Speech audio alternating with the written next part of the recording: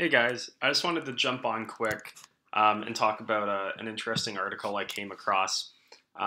This article's pretty much just going through in 2023 to 2024, uh, speculating and asking some interesting questions on each of the big streaming companies, what decisions they have to make, what decisions they should make or consider, and kind of what the fate is for all of these players that have really jumped into streaming very aggressively over the last couple years. So I just wanted to go through them, give my take on each one. Let me know if you guys are invested in any of these companies. You guys have any opinions as we go through the list of potential options and things that might happen. I'm just gonna kind of share off the cuff my overall thoughts here. If you like this type of content, reviewing business news, please consider subscribing to the channel, liking and commenting the video. I also do stock analysis videos and going to start doing some portfolio reviews as well in due time. Okay, so let's get into it. The first one here is a pretty boring one, but it's just talking about Netflix. Now that their stock's kind of rebounded and they've responded to some of the issues on subscriber growth by introducing an ad-supported tier. What's next for Netflix? Do we start to see the ad-supported tier pick up? Do we start to see them focus more on other entertainment venues like video games? Do they start to cut spending to increase profitability and actually make profits? So I have a couple thoughts here.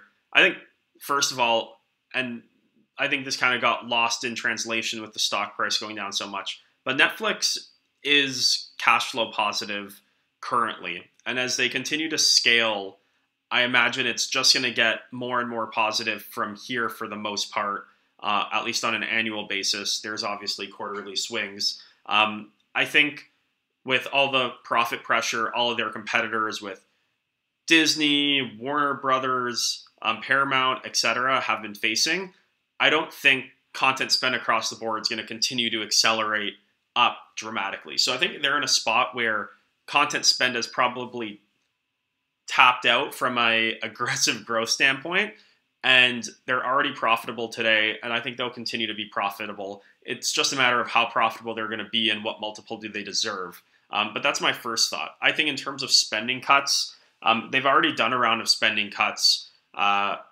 earlier or midway through 2022.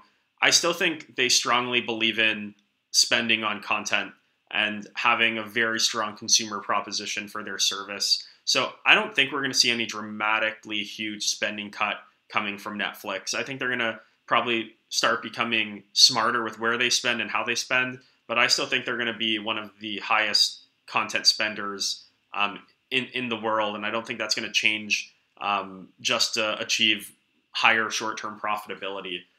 So my thoughts are no on that one. In terms of the ad-supported tier, I think, it may take a while to scale up.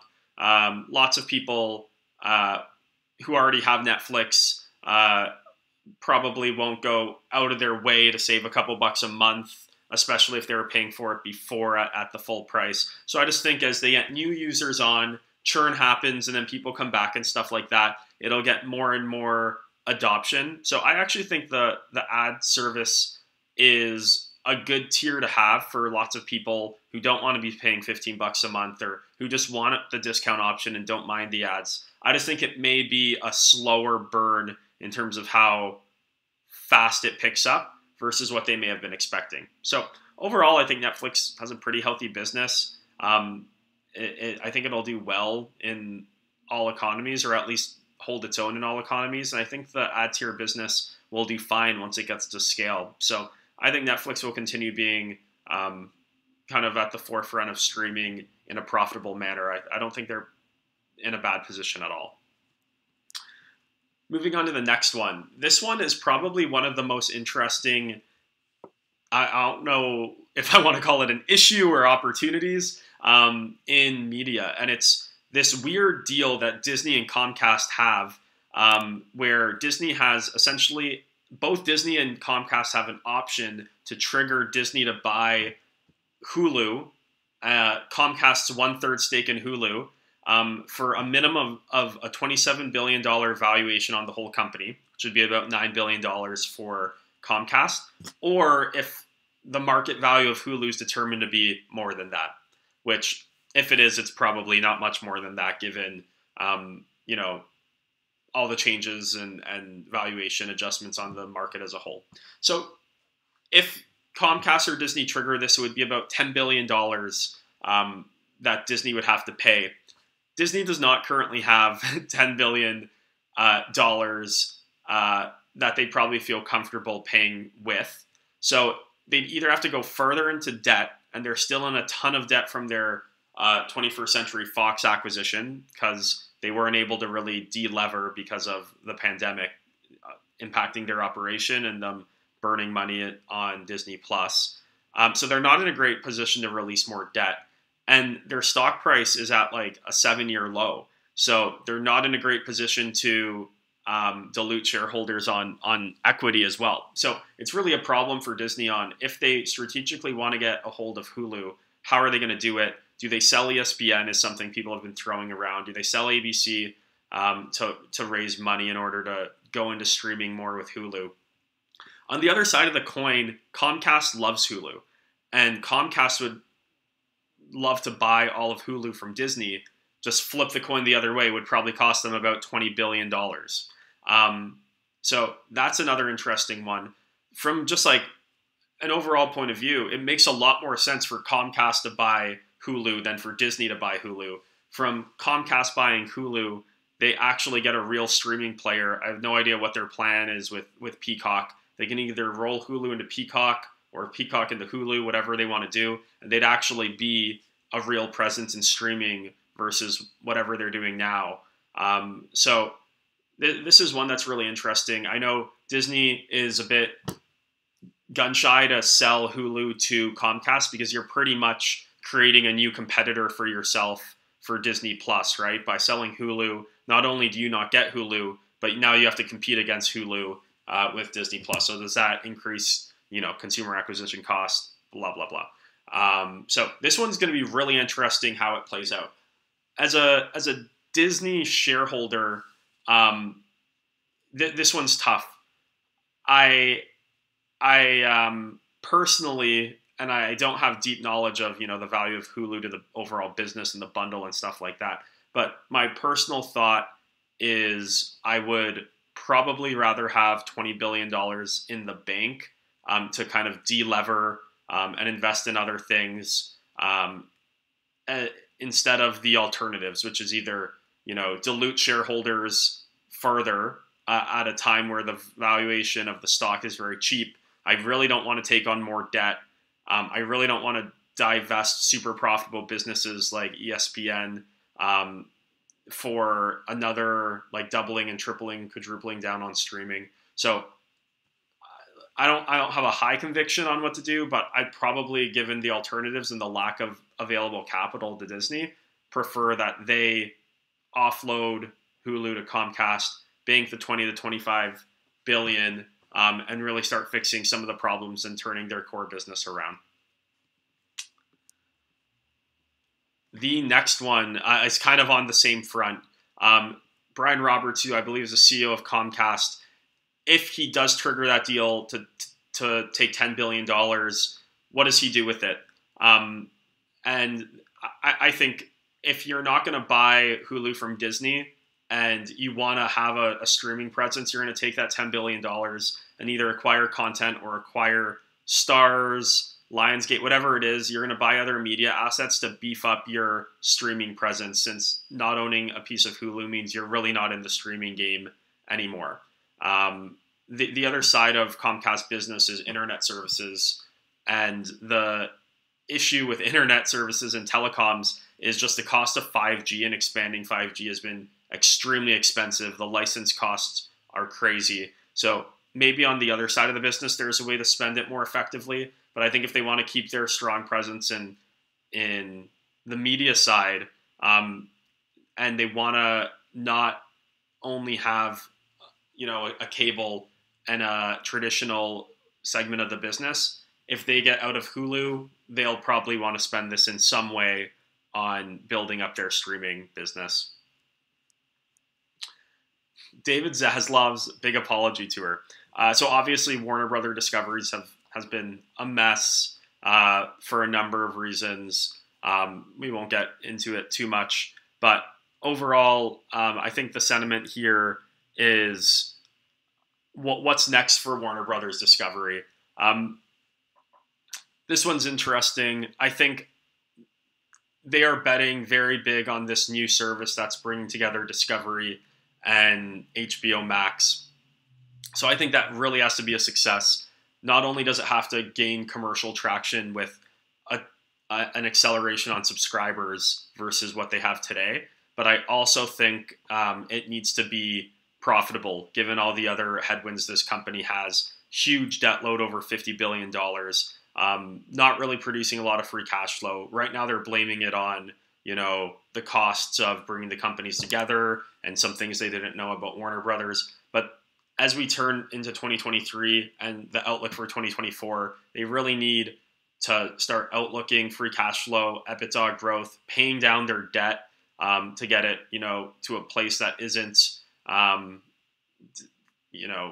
6, 7, 8x their true EBITDA, and a line of sight to have that streaming service gaining traction commercially with consumers, but also on margin. So lots to do. And, their share price right now is so low that if you think they can do it all, it could definitely be a stock that doubles from here relatively easily if they start firing on all cylinders. So lots to do there. That's my overall thoughts. Paramount Global. So Paramount's a business producing a lot of free cash flow, I believe, but mostly through their traditional businesses. So they have Paramount Plus that they're expanding and trying to build out.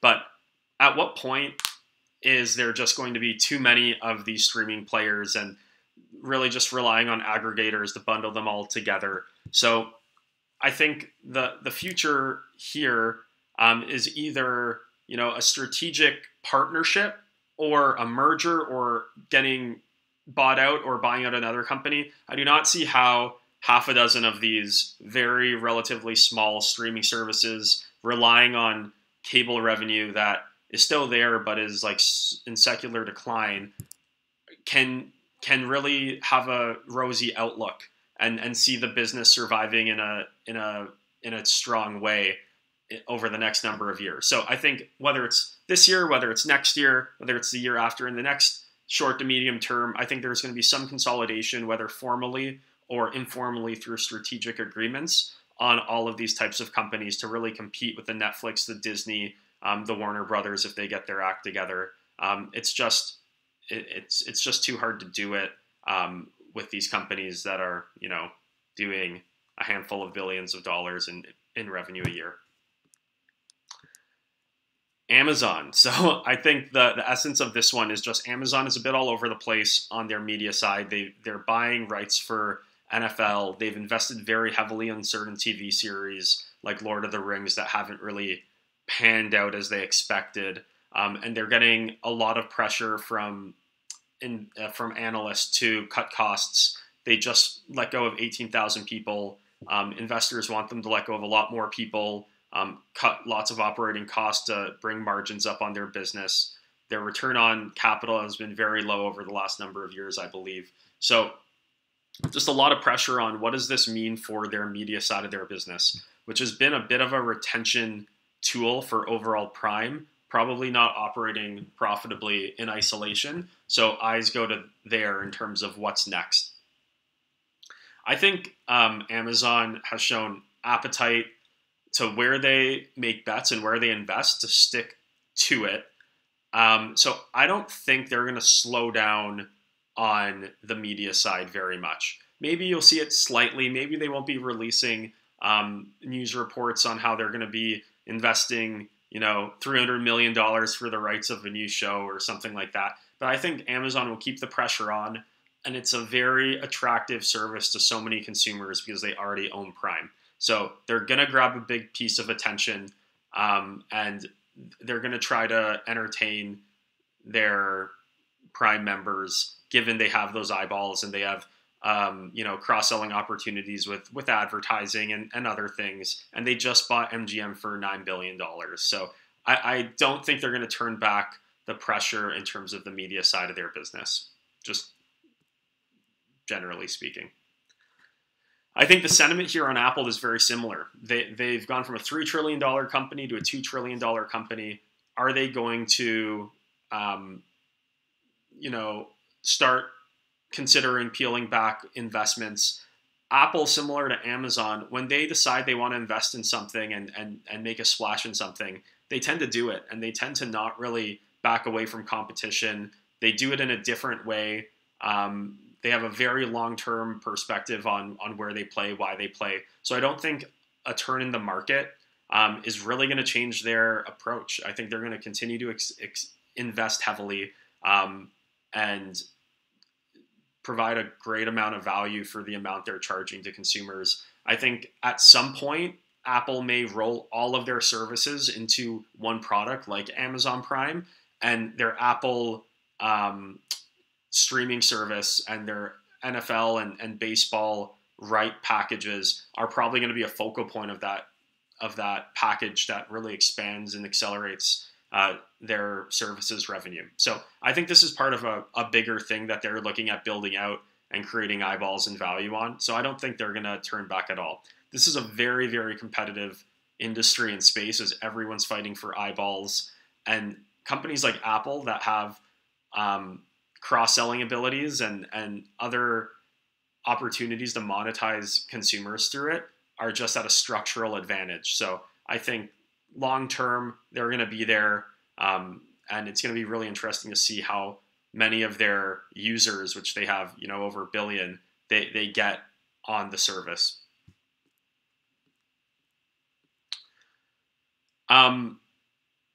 I don't have a strong opinion on this one. It's just saying, talking about how Alphabet, like, what are they going to do in media? They just obviously bought the Sunday night ticket package for like $2.5 billion, huge investment. I don't see them charging a standalone cost for access to that. Maybe rolled into YouTube TV or some other subscription services they have. The one thing I did want to talk about is it's interesting that they say now that they're making a bigger splash in the media, do they acquire a company, like Paramount Global potentially? That's really interesting as they kind of have some weakness in digital ads. Do they go in and buy, a content company with a streaming service? I would probably say no, just because Paramount in general also has a lot of TV assets, and I can't see YouTube moving into like a conventional like cable channel when they know it's in secular decline, given how focused they are on growth. And they also started making their own content for YouTube, and they ended up selling it all to Netflix and bowed out of that game because it was just too competitive, too hard to get traction. So I don't think they're going to jump back in. I don't think the Sunday night ticket's going to dramatically adjust their focus or strategy. They'll probably just loop it into YouTube TV and some of their other services that they're doing to, please their customers and get more eyeballs and sell advertising against it.